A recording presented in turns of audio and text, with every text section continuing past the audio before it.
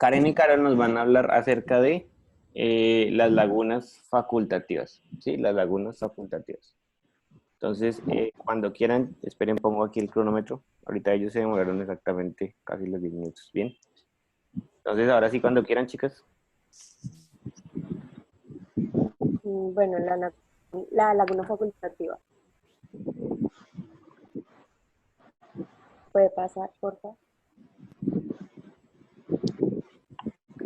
Bueno, la laguna facultativa es básicamente una cuenca usualmente excavada en la tierra y impermeabilizada también con el fin de dar tratamientos a las aguas residuales.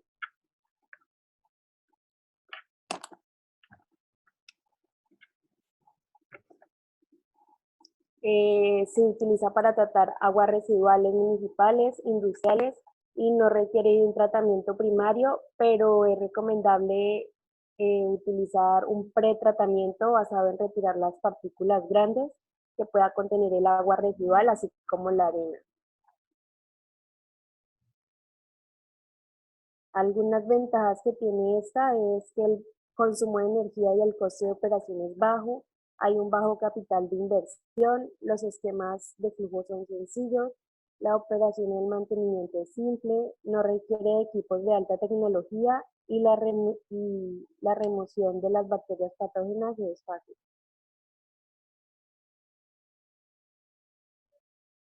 Las desventajas. Altos requerimientos de área, el frente con el elevado contenido de algas, su funcionamiento depende de las condiciones ambientales. Esto, ya que la implementación de este sistema de depuración puede verse limitada en zonas frías o de baja radiación solar. Generación de olores desagradables y deterioro de la calidad de fluente y contaminación de acuíferos por infiltración.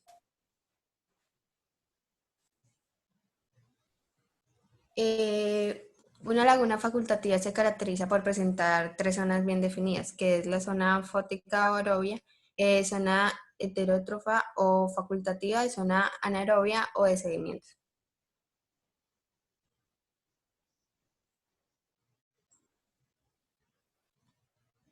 La zona fótica. La zona superficial donde las bacterias y algas coexisten simbióticamente algunas, como lagunas aerobias. Esta zona es la capa superficial y gracias a la cantidad de luz, los organismos pueden realizar los procesos de fotosíntesis y transferencia de oxígeno atmosférico. Zona heterótrofa o facultativas. Es la zona intermedia, parcialmente aerobia y parcialmente anaerobia, donde se lleva a cabo la degradación de la materia orgánica disuelta y coloquial. La descomposición de la materia orgánica se realiza mediante bacterias aerobias, anaerobias y facultativas.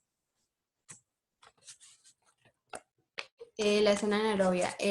La zona del fondo de carácter anaerobio es donde los sólidos se acumulan y son descompuestos fermentativamente. Está definida por materia orgánica, sedimenta, la cual se transforma por acción de bacterias en ácidos grasos y posteriormente en metano, dióxido de carbono y dióxido sulfúrico. Aquí podemos ver principalmente la zona fótica, que es la superficial, la capa superficial, donde gracias a los organismos se pueden realizar los procesos de fotosíntesis y transferencia de oxígeno atmosférico. La segunda capa,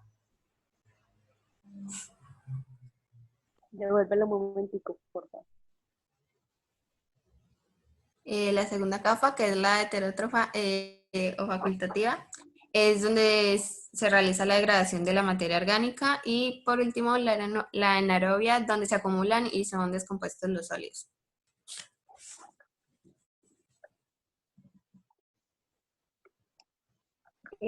Hay algunos tipos de algas que se presentan en las lagunas facultativas o de estabilización. Generalmente son algas verdes, pero también se encuentran algas azules verdosas, amarillas carmelitas, púrpuras y rojas.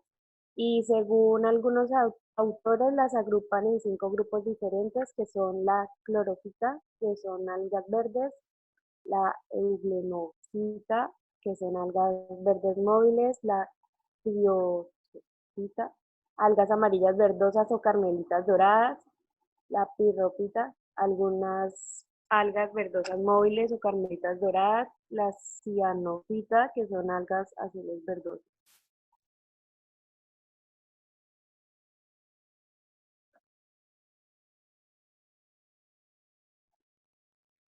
Y también nos dicen que hay algunas bacterias predominantes que son las pseudomonas,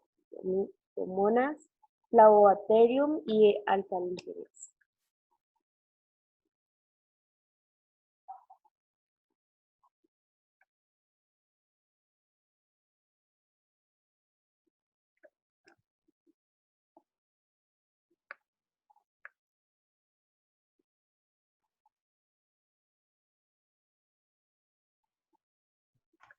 ¿Ya?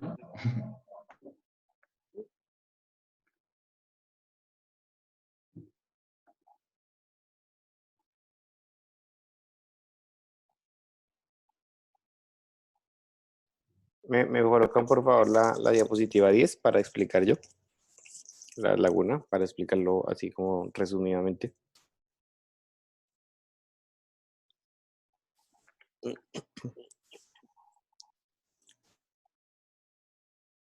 Bien, entonces pónganle cuidado, chicos.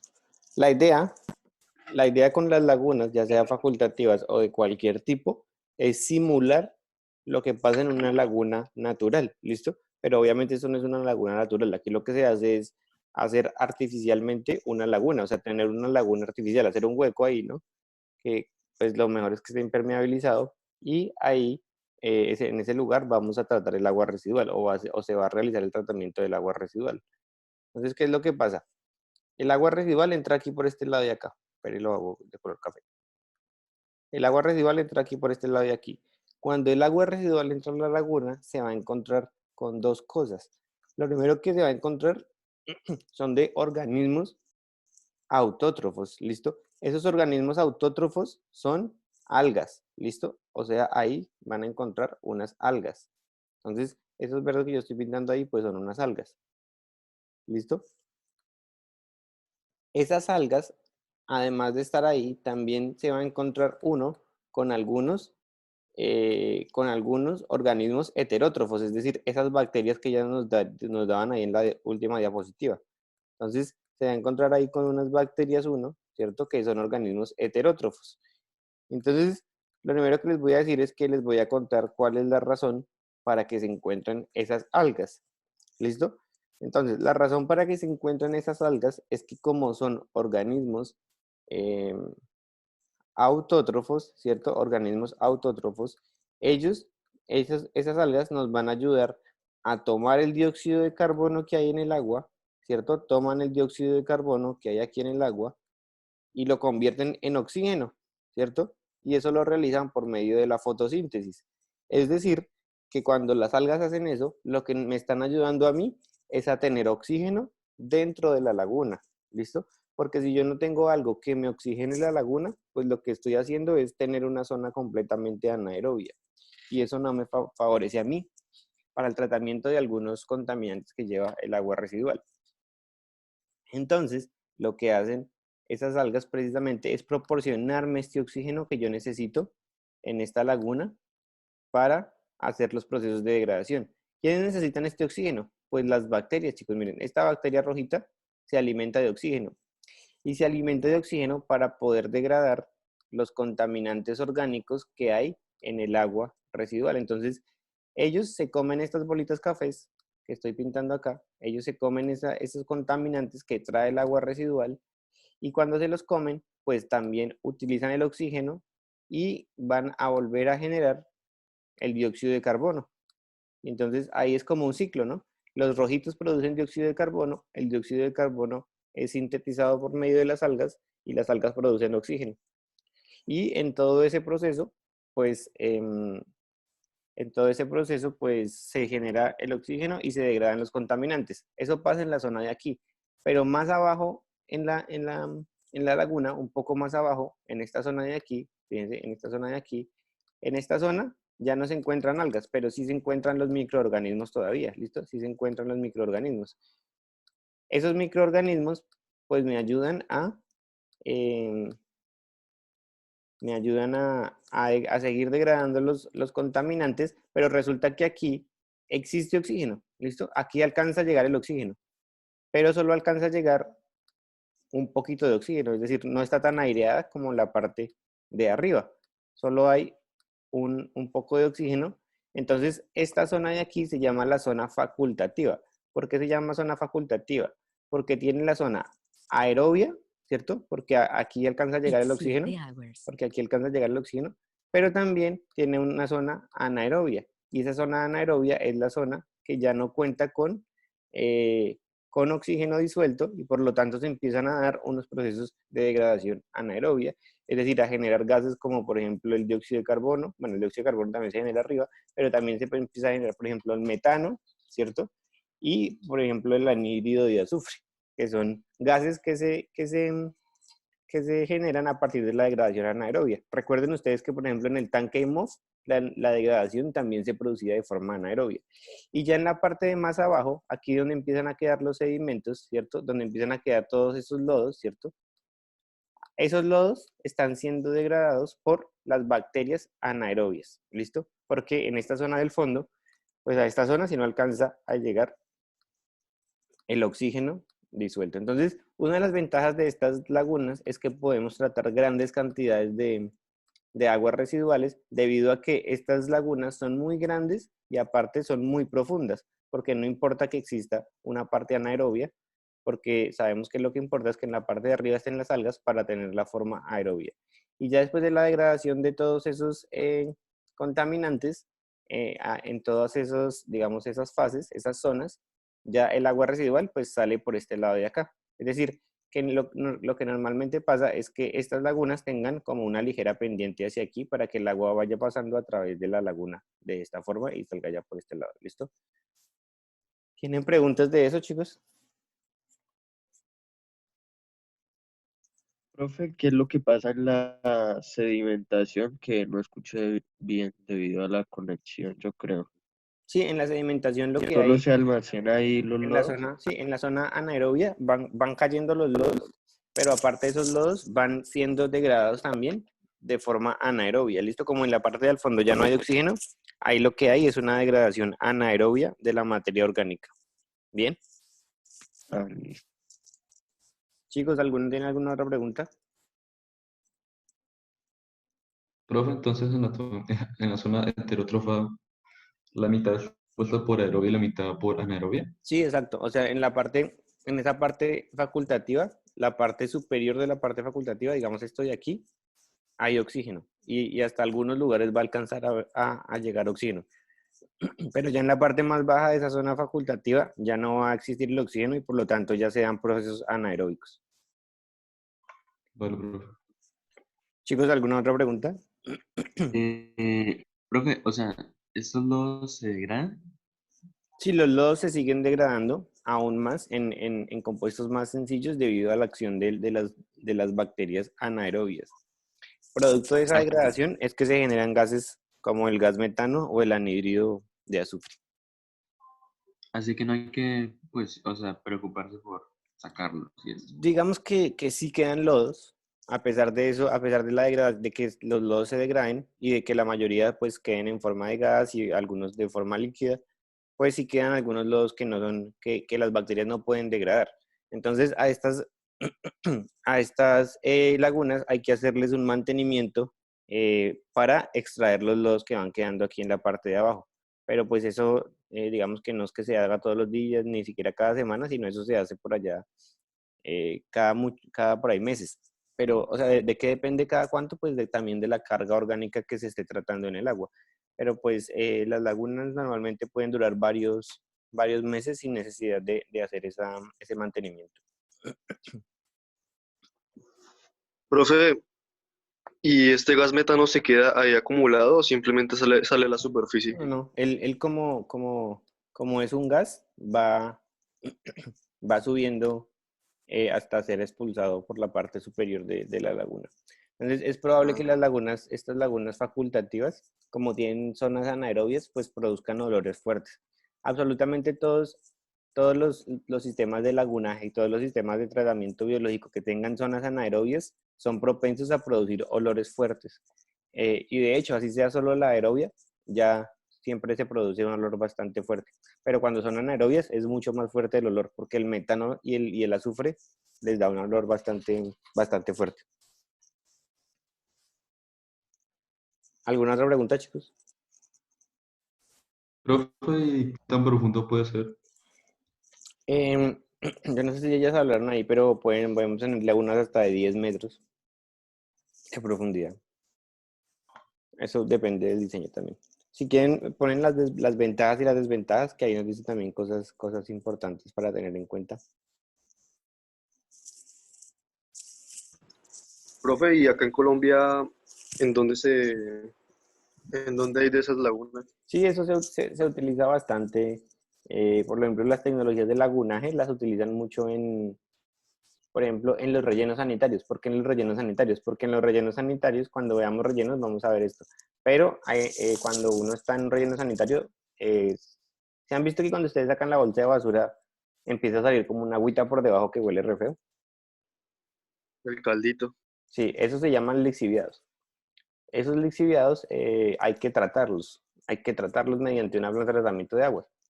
Entonces, casi siempre cuando los rellenos tienen este tipo de lixiviados, optan por hacer tecnologías de lagunaje, así como esta que estamos viendo.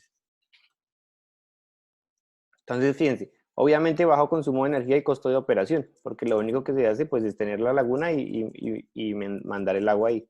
Bajo capital de inversión, esquemas sencillos de flujo, pues simplemente el agua entra a la laguna y ya después vuelve y sale, no es nada. Operación y mantenimiento simple, no requiere equipos de alta tecnología, remoción eficiente de bacterias patógenas. Bien, y en las desventajas, que sí. Entonces, una de las desventajas es que obviamente como son lagunas, y obviamente esto también depende de la cantidad de agua a tratar, necesitamos un área muy grande, necesitamos un lugar donde quepa todo el agua, ¿cierto? Como una laguna, imagínense ustedes, necesitamos pues digamos que terrenos amplios.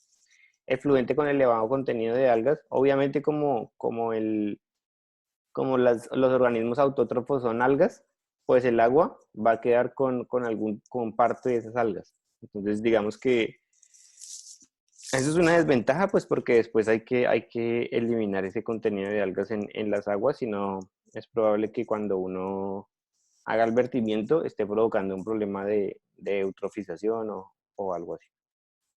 Su funcionamiento depende de las condiciones ambientales. ¿Qué pasa? Porque esta es una gran desventaja. Esta es una gran desventaja de estas tecnologías. Es porque las algas solo pueden vivir en lugares especiales, ¿me entienden? Las algas tienen que tener una temperatura especial y todo ese tipo de cosas, ¿listo?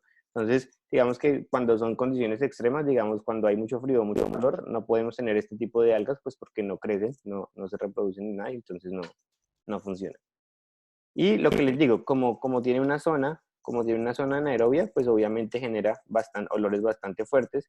Y si no se hace un buen diseño de la laguna, si no se hace un buen diseño y una buena impermeabilización en el fondo de la laguna, lo que va a empezar a pasar es que el agua se empiece a infiltrar por debajo de la laguna, se empieza a infiltrar por debajo de la laguna y llegue a los acuíferos y los contamine. ¿Listo? ¿Sí? ¿Alguna otra pregunta? Profe, una pregunta sobre las algas. ¿Esas algas no se ven afectadas por toda esa agua residual? Digamos que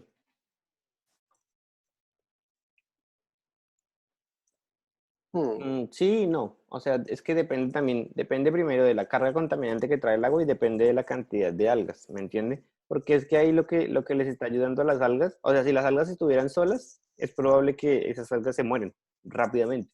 Pero las algas no están solas, sino que tienen muchas bacterias heterótrofas que degradan la materia orgánica. Entonces, lo que favorece a las algas es que tienen, si ustedes se dan cuenta, estas lagunas son gigantes, son muy grandes. Entonces, lo que favorece a las algas acá es que hay unas bacterias que les están produciendo a ellas alimento, les están produciendo nitritos, les están produciendo nitratos, les están produciendo el dióxido de carbono, tienen luz solar, ¿listo? En un lugar donde no haya donde no exista buena luz solar, tampoco sirve esta tecnología, porque la luz solar es indispensable, ¿para qué? Para la fotosíntesis. Entonces, si no hay luz solar, las algas no pueden hacer fotosíntesis, la laguna no tiene oxígeno y pues se daña todo. Entonces, por eso es importante que todo eso pues se dé, ¿no? Que exista una temperatura ideal, pero que también existan esos rayos solares que permiten a las algas hacer su proceso de fotosíntesis. ¿Sí? Sí, profe, entendido. ¿Alguien tiene alguna otra pregunta, chicos? Profe, Sí. ¿qué pasa en temporadas de lluvia con la laguna? ¿No? ¿Nada? ¿O? Lo que pasa es que normalmente estas lagunas, por eso es que dice ahí que una de las desventajas es que no sirven todas las condiciones climáticas. Entonces, en lugares donde las lluvias sean constantes y todo el año y todo el cuento, pues es difícil tener una laguna facultativa. Entonces, en esos lugares, por ejemplo, como no se piensen ustedes en la sabana de Bogotá o este tipo de cosas, uno siempre opta por tener otras tecnologías de lagunaje que no sean facultativas. Es decir, puede tener unas lagunas que sean solamente anaerobias o unas lagunas aireadas mecánicamente. Es decir, que el oxígeno que esté dentro de la laguna no dependa de la fotosíntesis, sino que dependa de algún movimiento que yo le dé a la laguna o de alguna inyección de oxígeno o algo así. Pero entonces, pues obviamente eso es mucho más costoso, ¿no? Porque aquí lo que estamos haciendo es que las algas sean las que produzcan el oxígeno por sí solas. Digamos que tener una laguna aireada mecánicamente, pues obviamente me incrementa en costos de operación bastante. Pero por ejemplo, en una ciudad como Villavicencio, a pesar de que llueve mucho, todos los días sale el sol. Entonces, pues no hay problema por eso. ¿Sí? ¿Alguna otra pregunta?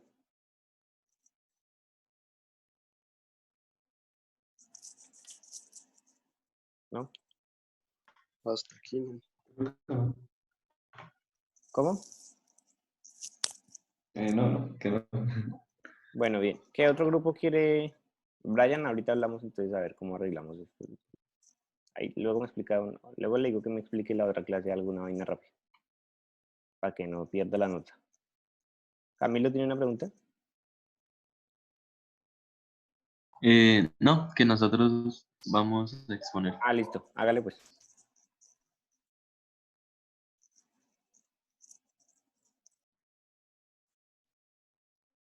De una vez le voy a decir que va a exponer, ya que tenían lagunas anaerobias, entonces ahora la próxima clase me habla de las lagunas aireadas mecánicamente, ¿listo? Lagunas aireadas mecánicamente. Que es las que no pueden tener algas, sino que toca airearlas de otra forma. Lagunas aireadas mecánicamente. ¿Listo, Brian?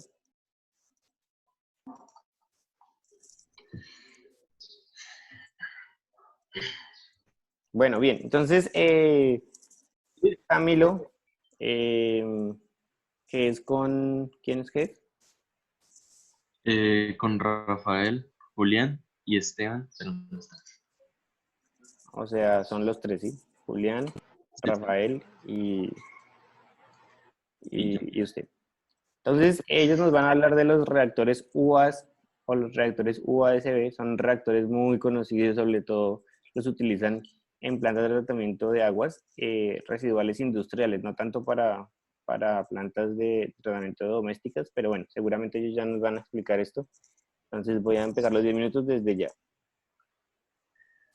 Listo. Como dijo el profesor, vamos a hablar acerca de los reactores USB, por sus siglas en inglés, o también conocidos como reactores RAFA, que son reactores anaeróbicos de flujo ascendente. Y entonces, bueno, hablaremos acerca de su historia primeramente, qué son y cuáles son sus características. Rafael. Listo, ¿qué tal? Muy buenos días. Mi nombre es Rafael. Yo soy encargado de contarles primeramente sobre la historia de los reactores USB. Y pues nos dice que su origen o su procedencia es a mediados de los 70 en la Universidad de Wageningen en Holanda, por un equipo dirigido por el doctor Gasset Lettinga, y se aplicó por primera vez a la escala industrial en una industria azucarera alemana. Durante varios años fue continuamente mejorada para el tratamiento de grandes caudales de aguas residuales y cargas con importantes fluctuaciones diarias. Bueno, ahora les voy a hablar de qué son los reactores USB, o también conocidos por las siglas RAFA, RAFA, lo que quiere decir reactor anaerobio de flujo ascendente. Estos son reactores anaerobios en los que los microorganismos se agrupan formando biogránulos. También es un tipo de bioreactor tubular que operan en régimen continuo y en flujo ascendente. Es decir, el flujo entra por la parte inferior del reactor, atraviesa todo el perfil longitudinal y sale por la parte superior. Entre sus características principales del reactor USB, tenemos que tiene un alto grado de estabilización de efluente, baja producción de lodo, también posee una menor necesidad de nutrientes, así como una baja remoción de nutrientes. La eficiencia del tratamiento no está limitada por la transferencia de oxígeno, y el metano es el producto final, así como también tiene una baja demanda por área y costos bajos en la implementación. También tiene la posibilidad de mantenimiento de la biomasa sin alimentación del reactor, bajo consumo de energía y tolerancia a elevadas cargas orgánicas.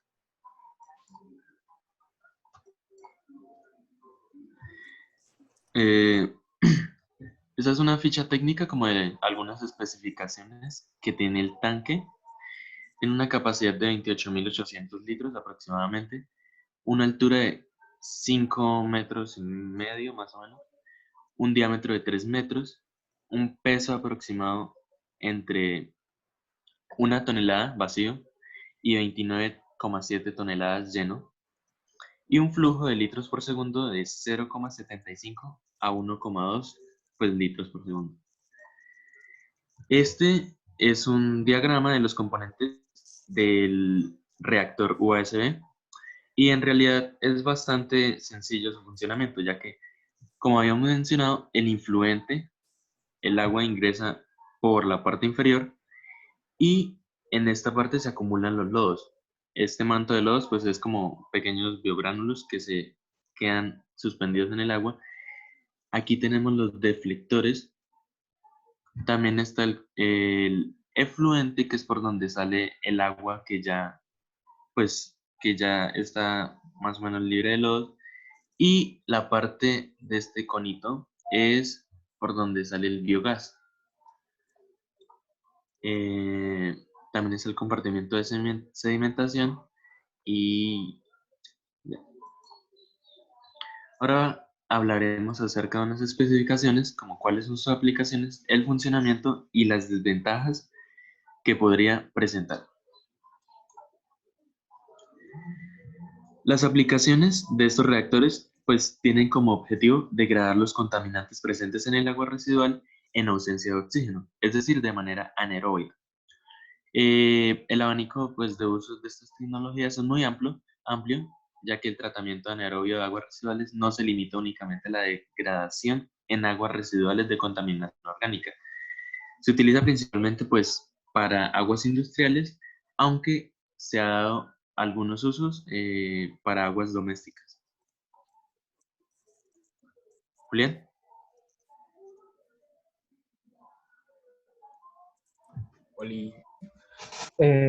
Para entender mejor el funcionamiento, hay que entender pues el significado de efluente, que es como una fuga, que se usa más como un término en hidrología, y esto puede también traer contaminantes. El afluente es cuando el agua de un arroyo o de un río eh, sus aguas se trasladan a uno más grande o a uno principal.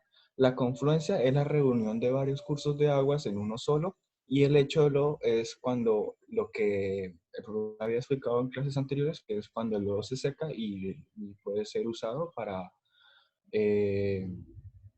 como abono. Entonces, el curso de agua entra por el reactor en la parte inferior. Puede colocar un momento el esquema, por favor, el dibujito, el dibujo del reactor. Entra por la parte inferior y este pues alimenta el fondo del reactor donde se pone en contacto con el lodo. Y por degradación anaerobia de los sustratos ocurre en el lecho del lodo y se produce el biogás. Entonces, en el biogás, en el manto de lodos, se ocurre la acidificación, que es el descenso del pH, y la metanogénesis, que hecho por los seres vivos, porque eso es de manera natural. Y pues cuando hablamos de metano, pues estamos hablando del tipo de combustible, pero en este caso es descomposición en biomasa.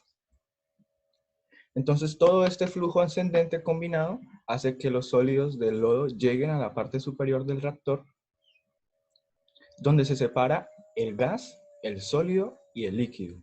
No deja salir los líquidos, los sólidos del reactor, pero lo separa el gas produciendo separa el gas, que es biogás, producido del líquido. Entonces el biogás es capturado por una campana, que es lo que está en rojo, y lo conduce a la superficie del reactor, o sea que sale por esa parte. Los sólidos son arrastrados con el agua hacia el sedimentador. Luego los sólidos se sedimentan al manto de lodos y ya por último el sedimento cae a un canal situado en la parte superior del reactor, que vendría siendo el efluente. Ahí hay un pequeño tubo que es por donde sale y se descarga. Entonces la biomasa en esta forma de lodo floculento, que básicamente es el resultado de todo esto, la biomasa se queda en forma, el resultado de todo esto se llama lodo floculento y se producen dos cosas, el lodo floculento y el biogás. ¿Para qué se usa?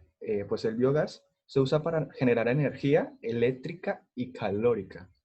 La parte eléctrica se usa como energía del apetar y la parte calórica se usa para poder operar o calienta y opera nuevamente el digestor. El lodo se usa como abono o como una fuente de energía. Entonces ese es el funcionamiento y el posible uso del reactor USB. ¿Listo? Ok. Por último, vamos a ver algunas desventajas que presenta estos tipos de reactores. Primero, hablamos de una baja remoción de nitrógeno, fósforo y patógenos dentro de las aguas residuales. Necesitan un post-tratamiento porque pues no salen completamente pues, tratadas. La aplicación es limitada para algunos efluentes, es decir, para algunos tipos de aguas con cargas contaminantes diferentes. Y como decía Julián, la temperatura se debe mantener el digestor a una temperatura relativamente alta, entre 30 y 35 grados, que es para lo que se utiliza parte del gas, para calentar el reactor. Hay una baja velocidad del crecimiento de las bacterias metanogénicas, que son las que ayudan a la producción del gas metano. Un mayor tiempo de detención hidráulico. También hay una baja velocidad en el ajuste de nudos vertidos y variación de condiciones ambientales. Hay posibilidad de corrosión y generación de malos olores, pues por lo que se trata con gases como el metano. Y la eficiencia es de alrededor del 65% en términos de remoción de demanda biológica de oxígeno. Y ya, listo. Sí. Gracias. Chicos, muchas gracias. En realidad estos reactores son bastante versátiles y A pesar de que no se usan mucho para aguas residuales domésticas, sí se usan mucho en las industrias. ¿Por qué a las industrias les gusta usar mucho esta tecnología WASP? Principalmente porque esta tecnología no ocupa mucho espacio. Esa es una de las principales ventajas que tiene esta tecnología y es que no ocupa mucho espacio. ¿Por qué? Porque son unos tanques, simplemente que lo que ocupan es espacio hacia arriba. Entonces, si no tenemos mucho lugar donde hacer, por ejemplo, una laguna o algo así, pues lo indicado es hacer un reactor USB.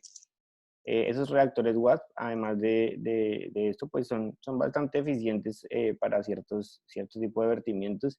Y yo he visto reactores WASP aquí en Villavicencio, de hecho en el relleno sanitario de Villavite Agrícola, en el parque ecológico de Agrícola, tienen un reactor WASP. Entonces, espero llevarlos el otro semestre a que lo veamos, o cuando ya podamos salir de nuevo, a que veamos ese reactor USB. No olviden, obviamente, todo esto que nos acaban de explicar ellos y lo que les acabo de contar yo, para cuando tengan la posibilidad de ir al relleno, que obviamente si no este semestre, pues seguramente muy pronto van a ir al relleno de acá. Y si no tienen salida, me avisan y lo organizamos para no quedarles debiendo esas cosas ahí. Que lo chévere es ir a ver todo esto que estamos viendo aquí en clase y verlo en la vida real, ¿no? Bueno, bien. Entonces ya tenemos aquí la nota de Esperandio ya, Carol ya, Camilo ya, Julián ya,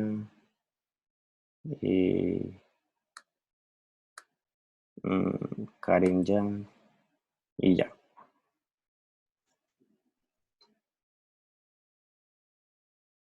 Listo. Chicos, ¿qué grupo más va a exponer? Camilo, señor. Camilo, ¿levantó la mano? No. No, es que no lo había bajado. Ah, ok. Listo, chicos, ¿qué grupo va a continuar?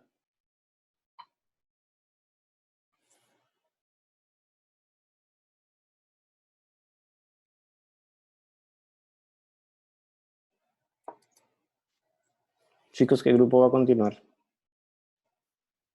Les quedan como media hora a los grupos que falten. Pues ya creo que me toca a mí, Enrique, ¿no? Ya no hay ningún grupo Sí, más. creo que solo faltan ustedes. Hagámosle. Entonces, explique pues, Enrique, lo que le toca a usted. Bueno, el tema que me correspondió a mí fue de los biodiscos. Esperemos que ya se va a cortar.